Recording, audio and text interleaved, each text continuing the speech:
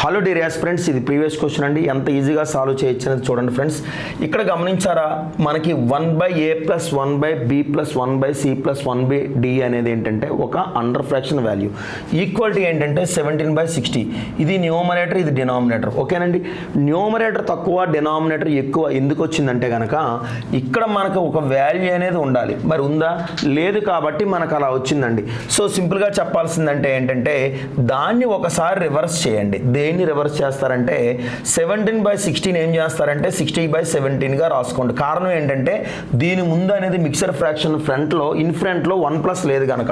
So ఏదైతే 17 ఉందో ఆ 17తో 60ని డివిజన్ చేయండి. ఎంతవరకు డివిజన్ చేస్తారంటే శేషం 0 వచ్చేంత వరకు చేయండి ఫ్రెండ్స్. 17 3 51, రిమైండర్ 9 అండి.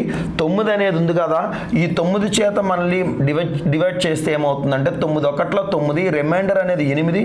8 చేత మళ్ళీ ఈ 9కి డివైడ్ చేయండి. 8 1 8, రిమైండర్ అనేది 1 అవుతుందండి. మరలా ఈ 1కి 1 చేత 8కి డివైడ్ చేస్తే 1 8 8 అండి, శేషం 0.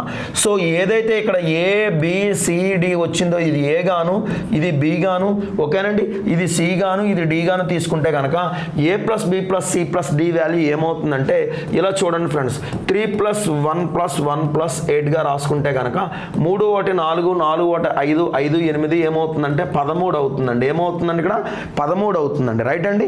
ఓకే.